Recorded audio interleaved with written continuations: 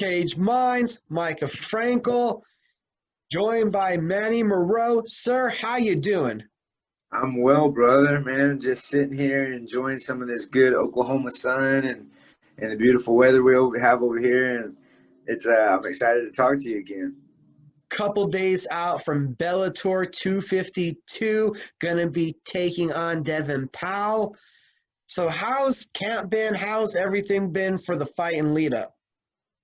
Man, honestly, like it's been a great camp. Each fight, I I tweak things, on just being a professional, how to prepare, doing the right things, and man, it's been a hard camp. It's been a hard camp, and that's why I have my confidence, is because I prepared to every bit that I could. I didn't squander any opportunity. I didn't waste any moment.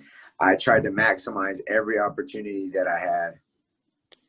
And you're coming off of a huge win. It's been over a year since you've been able to compete, but do you Yeah. still feel some of that momentum, some of those good vibes coming off of that Nick Newell win that had to really, introduce you to a whole new audience? Oh yes, definitely, man. I'm super grateful for that fight. I'm super grateful for that blessing, for even for Nick, man, because that opportunity, it caused me to level up, and it kind of gave me a platform, and kind of had some eyes on me that I wouldn't have had normally, and now I can continue that success. Like I said last time, man, I'm in a new season and chapter of my life, and I'm doing everything the right way. I will not let anything slip through my fingers. I'm trying to make sure that I earn every bit of what been given. It's two in a row, back-to-back wins. What's been the key to finding consistency? Man, just getting back to the hard work, man. There for a while, I think I was coming off of my first Bellator win. I think I was like 9-3 possibly. And like I'm human, man, and I've heard stories of a lot of top tier level athletes. We kind of get complacent. Complacency, it's the enemy of a lot of people. When you're in a certain career, and I got complacent, lazy, just not doing the things that I should do, and I stepped away from the sport. I regrouped, and I said, man, if I'm gonna finish out this whatever part of my career, I want to do it knowing that I went 150% in. I committed to everything I did, and that's why I feel like I've had the success that I've had as of recently, and been blessed with these opportunities, is because I'm like I said, man, I'm trying to maximize everything, man. Mika, I'm not wasting any moment of preparation or hard work. And if there's anything that I can do to become a better martial artist, I am trying to do that. The fight with Nick Newell, like we said, it was a big one because of the notoriety. Are you looking back? Does that still right now look like it was the biggest fight for you of your career? Yeah, I would have to say on one instance, yes, because just the notoriety, like you said, he has such a huge following, and it gave me an opportunity to fight in front of a bunch of eyes that might not have normally seen me. But as far as like, I don't feel like that was my toughest competition, to be honest. Nothing against him, all respect, and for his skills and stuff like that. But as far as like toughest competition, I don't feel like that was necessarily. You know what I mean?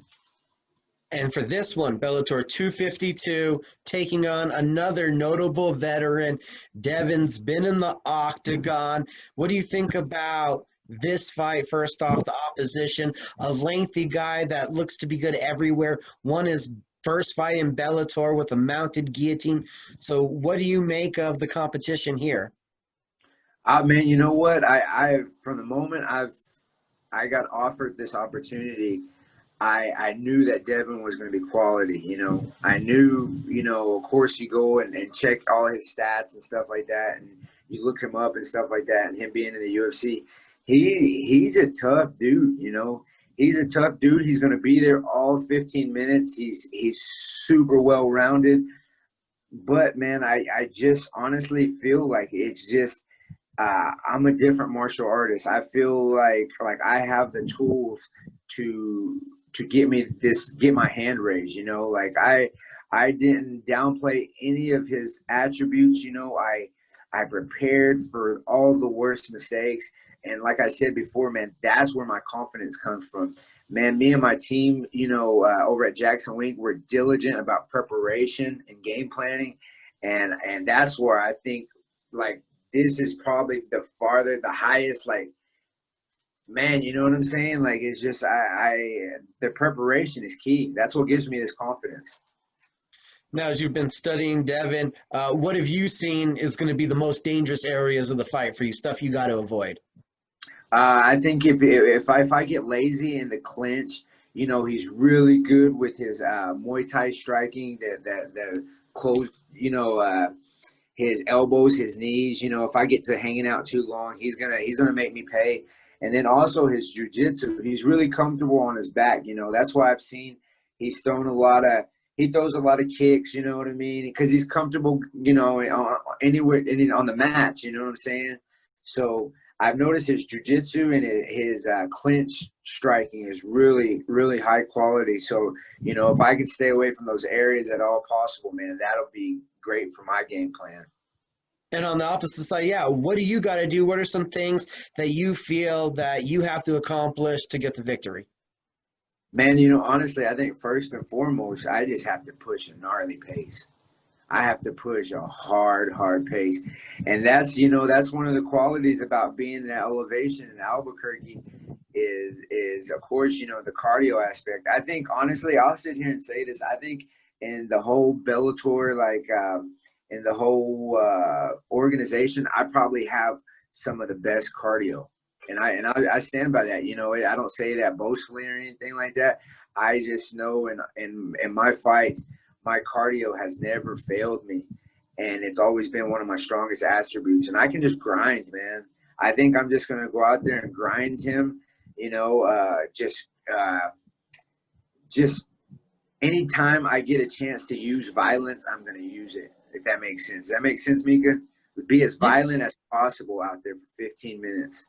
So is that like almost also a mindset, not just a physical thing that you have to bring into the cage? Oh, definitely, man. That's one of the things that my coaches have really, really been harping on is that when we get locked in that cage with that man, is that there's no deals to be made.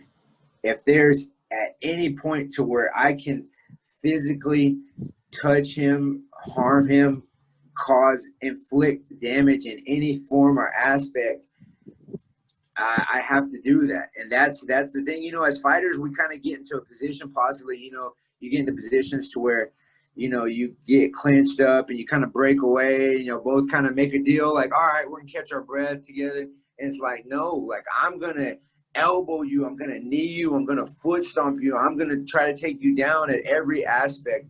And that's what my mentality's been. You know, that's another thing of the growth, you know, as far as you go, man, like Mika, like, if I do not inflict damage to him, he's going to do that to me. Also, I got to bring this up real quick. We're talking to Manny. He mentioned training here in Albuquerque. He's there in Oklahoma. I don't know if we give enough credit to how much of a madman you are with being able to stay awake and just drive long distances. Oh, man. You know what, man? Like I said, like I headed home last night, Mika, and all I could think about was my fight. For 8 hours, I played out every little detail. Oh, but yeah, like I was saying, man, I drove for 8 hours last night coming over here, and I just replayed the fight over and over. It's just like, if you've ever listened to Conor McGregor talk before, he talks about how he's so obsessive about his martial arts and everything that he does. And that is how I've became lately. Like I've spent almost 6 weeks away from my family, Mika, to prepare for this fight. So, you know, I'm not wasting any opportunity. I just had a newborn daughter, and I sacrificed a lot being away from her. I've been away already half of her life that she's been here, and so, but I understand it's for a purpose. That's why on November 12th, I'm going to go out there and I am going to do everything in my in my capability to go out there and make sure that my hand gets raised. And Manny already shared it with me. We just mentioned about 12 hours drive home, and it's tomorrow you're hopping on the plane to go out to Connecticut for everything, right? So talk to me about these hours at home and how important they are. Man, they're huge, brother. They're huge. I don't get a lot of opportunity, like right now when I'm in camp to be with my daughters and my wife and everything, but I will try to maximize every opportunity that I get, even if it's just to hear them laugh, if it's just to share some funny stories. It's just to keep me grounded, not to get so caught up and lost in the fight that I forget of the purposes why I do this. My family's a huge part of why I do this. My faith is a huge part of why I do this. It's you have to remember why you start this journey, Mika. Otherwise, you almost become numb to it. You know what I'm saying? And if you become numb to this, you go out there and there's no fire, there's no emotion. And that's one of the things that I've always loved about the sport is that I'm really passionate about it. How do you keep that passion? Because some people, you do see the burnouts, see people come and go. How do you stay passionate? Honestly, I've had my moments to where, MMA mentally, it's a very taxing sport. I'm constantly training. Martial arts is just a lifestyle. Of course, but there's times to where you have to take a step back to where you just enjoy your family, or you enjoy just your hobbies, if you have any other hobbies besides martial arts. And that's what I've tried to do. Like when I stepped away, when I was going through my losses, and I stepped away, it was about almost a year, and I had to get that hunger back. And when I got that hunger back, I have it more than ever, man. Like I really do, Mika. Like my goal right now is to represent my Native American people at the highest level I can, to represent my faith. I've had a lot of opportunities to share my faith with teammates, with people throughout MMA, and it's been amazing, man, because all these opportunities are why I'm here, to sit here and use these for a purpose. I don't fight for myself. I don't do this for any glory. I could care less. I could go in there and just fight, and I don't care if anybody else knew who I was. But for some reason, people think fighting's such a cool thing, and I try to use those platforms for positive purposes. And that's really motivated me and kept that fire in me. Before we started the interview, Manny was like, yeah, I'm a pro at this Zoom thing. Fill everybody in on why. Well, the reason I got comfortable with the Zoom is as during the quarantine, of course, we couldn't see people, and my church family, and there's such a huge part of everything that I do, and church was closed down. So, God put it on my heart to see if anybody was interested in a Bible study group. And so I did that, and we led that for probably about 3 or 4 months, and things opened back up to where we could go to church and we started fellowship together. But yeah, during that time of Bible study, 2 times a week, we'd get together and we'd have Bible study. And man, it made me comfortable with this. Like, this is just second nature. You know what I mean, Mika? This is just second nature now. Man, so role model to the max. We're talking about the Native American community, the MMA community out there in Oklahoma, your church. It's a lot, but how do you embrace being that role model for all these people that are looking up to you? Here's what I live by, Mika. To whom much is given, much is required. And you can find that in the Bible. And I can't remember the verse per se, but it just so means, like, I've been extremely blessed in my life, blessed beyond things that I can even imagine, and I know who's given me the blessings, and he's placed me on these paths to be successful. And that's why I just want to be a good steward and walk with integrity, walk with character, and try to be the best role model that I can be. I'm not perfect by no means. You know, I fall daily, you know what I mean? But I pick myself up and I know where my strength comes from. You know, it comes from my Lord Jesus Christ. And man, it's just I'm living a dream, bro. Even in this moment now where I get to share this interview with you, man, I'm extremely blessed. You're someone I consider a good friend, and man, this is enjoyable for me. Man, it's been great getting to catch up with you. It's always great getting to talk to you. Like I said before we started, too bad I can't be the gym fly I've been recently now that everything's going on. Yeah, yeah, Uh, yeah. Hopefully, we'll get to see you soon, though, brother. Definitely, definitely. How strange has the last year been in the essence of training? How challenging has it kind of been with the pandemic? Ah, man, that's a good question. It's I mean, the whole game's changed. I mean, honestly, you think about what MMA is, right? Everything's close knit. Like I'm forget 6 feet social distancing. I'm 6 inches away from you. You know, our striking, our grappling, all this stuff that we do, everything's close knit. And so, of course, the gyms were closed down. And then I have my wife was pregnant through everything, so you know I have to be safe for her because I didn't want to put her at risk. But as soon the gyms open back up in June, you know, during all that time, I'm fortunate to have my own gym. Like it's really really nice. It's got a cage, got bag, got everything I need to be successful. So I did that during the time, you know, training by myself. And then as soon as the gyms opened up, man, I was just like, boom, you know, I couldn't get there fast enough. But it's been unique, you know, it's been unique. Everybody's going through it, and you know, everybody's had to experience it. And I think that's the cool thing about us fighting now is that we are trying to make do with what we have, right? That's what Right. the nation's trying to do. We're trying to make do. We're trying to become the best martial artists with limited training partners, limited, you know, access to things like that. But, you know, that's why I'm super blessed to have Jackson Wink, man, because I'm telling you, man, like I train with some hitters over there, bro. Some hitters. I got the best coaches in my corner. I'm going to have Coach Greg Jackson in my corner. I'm going to have Coach Brandon Gibson in my corner, my buddy Greg Fisher. You know, like I got some quality people in my corner, and that's helped me prepare for this. My coach, Harry St. Ledger. Do you know who Harry is? Oh yeah, yeah, the judo master.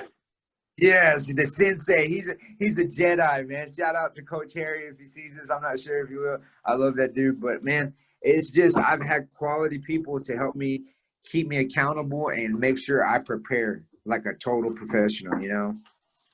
Manny Muro taking on Devin Powell on the prelims of Bellator 252. You guys can check them out on cbssports.com or the Bellator YouTube page.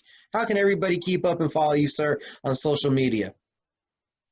On Instagram, you can follow me at Kiowa Dragon, Kiowa.